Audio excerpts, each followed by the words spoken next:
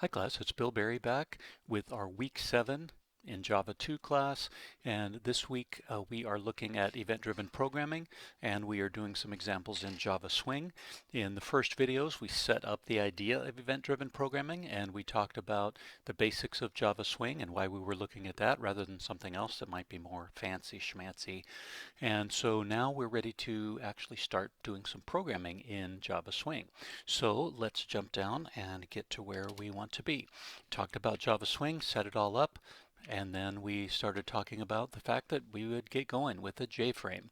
So when you are creating a graphical user interface using Swing, the first thing that we have to do is create something that acts as our window, all right, our window manager. And that's the role of a JFrame. It is a top-level container, which means that it sits at the very top of the food chain. We're going to put other things and layer them on top, but it is the very top thing.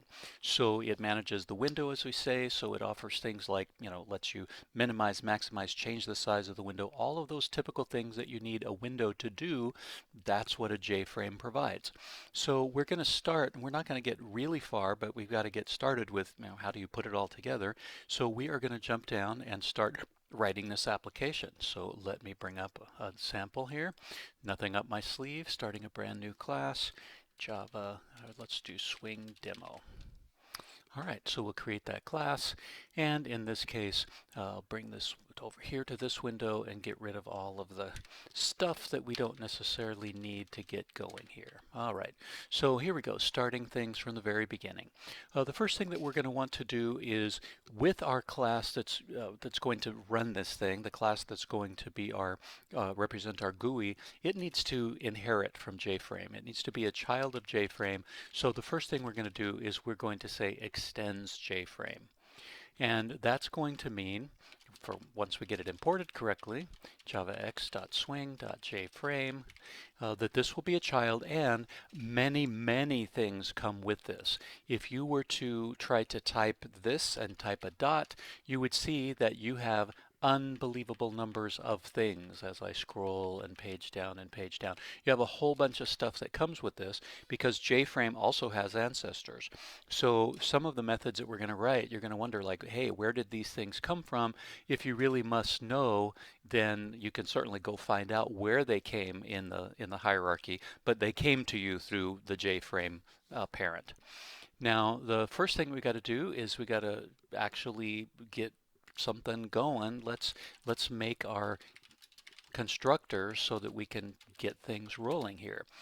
Now, in the constructor, one of the things that we need to do is we just need to sort of make the thing come alive, right? We need to make it pop up on the screen. Now, you don't have to do very much to make this happen. One of the things you may want to do is to make it a certain size, right? So giving it a size is kind of a basic thing that you may want to do. Now, in our examples, we're going to make our things kind of absolute. We're going to set some specific sizes. You're going to see that later when you look at JPanels and layout managers, there's ways to have these things happen automatically. But to just learn the basics, we're going to set things kind of specifically. So we are going to do that, and we're going to write a little main program down here, public static, with the typical arguments, even though we hardly ever run them from a command line. And one of the things that we're going to do in main is we are going to make our little, we're calling this a swing demo, so we're going to say demo equals new swing demo. So we got to make the thing appear, right? We got to construct it so that it exists in memory. And then the other thing that we probably want to do, it may seem not as intuitive, but we need to actually make this thing visible. The reason is that it is completely possible to have a window that is not visible. You might want to have a graphical user interface, a button on your GUI that makes another window appear or disappear. It doesn't take it out of memory necessarily, it's just not visible. So we'll call the Setvisible method again. Where did that come from? Well, somewhere in JFrame or the ancestry, we got Setvisible. So we can set the size, and we can make it visible, and that's probably all that we need to do, right? So let's get started. Now, this is going to show up on the wrong window for me, but that's okay. I'll move it over so you see. If I just run main, and by the way, did you see all this extra stuff, right? That all comes from JFrame as well. Now, if I run that, I will bring this thing over, and I will put it there so you can see that's how exactly it looked when it came up on my other monitor. So, okay, great. It doesn't look like much yet, but it is a frame. We could minimize it, we could maximize it, we can change its size, but it did appear and it is there, right? It is a valid working window.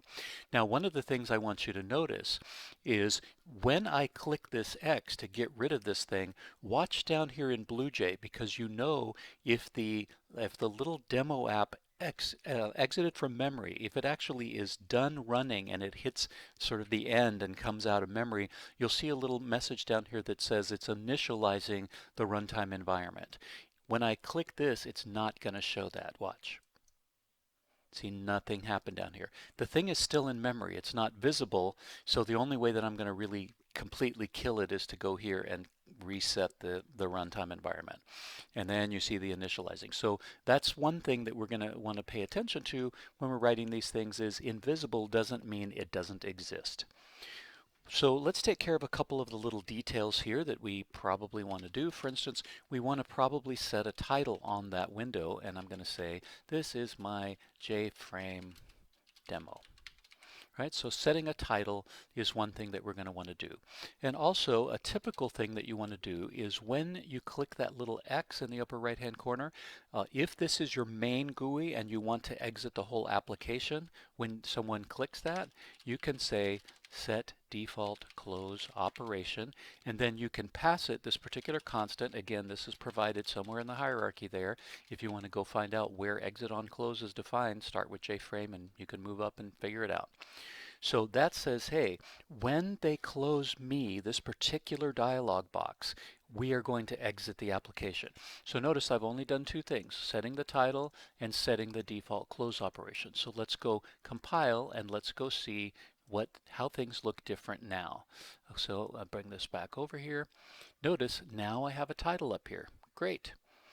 All right, so that seemed easy enough. The size is what I asked for. Everything's good. Now watch what happens. Again, when I click this X, watch down here to see if something happens on the status bar of BlueJ. Ready? Watching? Boom, initializing virtual machine. So now we know that it is indeed exiting. So that's a clever little thing to know about. All right, one other thing that we may find is, I didn't show you this part, so I guess I should go back and because we need to see it in order to know that it's gone. So here it is. You can resize this. So when you get down to the corner, even though it doesn't have any kind of little visual affordance, you can still grab it and you see the cursor change. You can, maybe I did show you this. You can change the size. What if you don't want to change the size, right? Well, there's certainly a way to set resizable. So there is a thing called Setvisible. There's a method called that, and if you set that to false, it will say don't let the user resize. So again, compile, run, bring it over from the other window, shows up right there, and if I try to go down here, see, I don't even get the cursor change. And the other thing is, notice the maximize button also went away, because if you don't want to be able to set the size, you don't want to maximize either. It probably just means that if I have any kind of widgets, any kind of controls here, I would be expected generally that if the user changes the size, I do something smart with those. Either I make them bigger or I move them around to compensate. If you're not going to do any of that, it's just a plain old dialog, you don't want it resizable. So you can do that. We'll close. You can see we exit properly now. So everything's running great so far. But one of the things that we may feel like we'd like to do is the thing comes up in the upper left-hand corner. Well, nothing's wrong with that, but it's not maybe where we'd like it. Maybe we'd like to interact with the environment a little more. Maybe we would like to be able to place it in the middle of the screen. That would be swell. Problem with that is we need to know something about the environment. We need to interact with the environment in a way that the JFrame without a little additional help can't do. There is a thing called a toolkit And the toolkit is going to help us do that. It provides some nice ways to interact with the environment, with the operating system, to ask and answer certain questions. So I'm going to declare a variable up here, a toolkit variable. I'm declaring it up here in global space because in the long run you're going to see we're going to use this in other spots. It won't just be in here. So I declared it out in global space. Now of course I need to bring it in as an import. This comes from awt.toolkit. All right, so now we've declared the toolkit and we can now we can create a reference to that by asking the JFrame to give us its toolkit.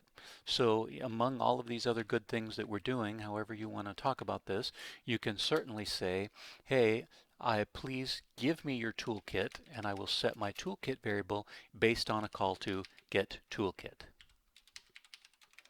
Now again, where does that come from?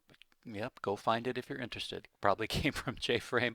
It might have come from somewhere upstream because these models are certainly layered. There's several layers of parents and inheritance there that it might be in. But certainly we know by the time we get to JFrame, we get to us, we have it.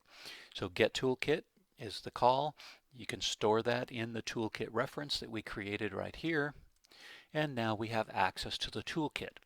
And for instance, one of the things we can ask the toolkit is the following. We can say, hey, toolkit, would you please get the screen size? And I'll use autocomplete so that you see there's other things there. I'm just going to call get size. Well, what does that return? In fact, let's see. Get size returns a dimension, right?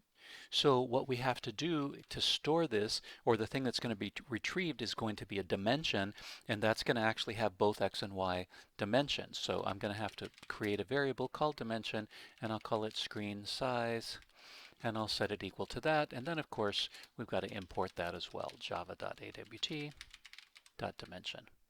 Okay, so we have said to the toolkit, in fact, maybe I'm going to move this up and move these down. Now, when you get into fancier areas, like when you get into layout managers, the order in which you do things starts to become kind of important, but that's for a later thing. Right now, we can kind of be reasonable with how we move things, and it's not going to affect us negatively. So we've asked for the toolkit, we've stored the reference to it, we've asked for our screen size. Now, what we can do, in addition to setting the size as we did up here, we can also set the location. And guess what it wants? It wants an x coordinate and a y coordinate. That only makes sense, right? Set location. So how am I going to do that? I'm going to take the screen sizes width, right? There is a width property that comes along with that dimension, right? So you can say screen size dot width, and then I'm going to subtract the the application's width, right? What's the width of our JFrame? We could hard code the 300, but why would we do that? We don't want to have to change more than one number, right? So this is going to call it to get width. Then we could make these into some sort of constants up here and make life a little better. So we say, hey, we want to take the screen's width and subtract our width, and we want to divide by 2. And then what's the y coordinate? Well, we're going to do the same thing here. We're going to take the screen size, ask for its height. We're going to subtract our height, and we're going to divide by 2. That ends that, that ends that. Of course, I will line things up just because that is my way. So now I've asked for the dimensions of the screen. I've used that dimension and dug into the width and the height and used the height and width of the JFrame. And if you subtract that by 2, what you're going to do is end up with the box in the middle of the screen, right? You move over half the width and half the difference in the width and half the difference in the height. So again, this is not going to do well on a 2-monitor setup, but I will move it over and show you what it looks like on my other monitor, right? This came up right exactly in the middle on my other monitor. So now it's coming up exactly where we'd like it to be. All right. So while this application is not exciting yet, we are certainly moving in that direction, but we had to start somewhere, and you can see it didn't take very much to get the basic thing up and running. That's all the code. You can see it top to bottom on one screen. So pause here, look at all that code. Hopefully it makes sense. You can go back and watch to get the nuances and the details if you need. Obviously, we want to start doing something more. One thing to realize is the JFrame, remember we described it. In fact, let's go back to our presentation and see if there's anything else we want to pick up here. It is a top-level container. It is not the thing on which we are going to add controls or widgets. It's not the thing on which we're going to draw.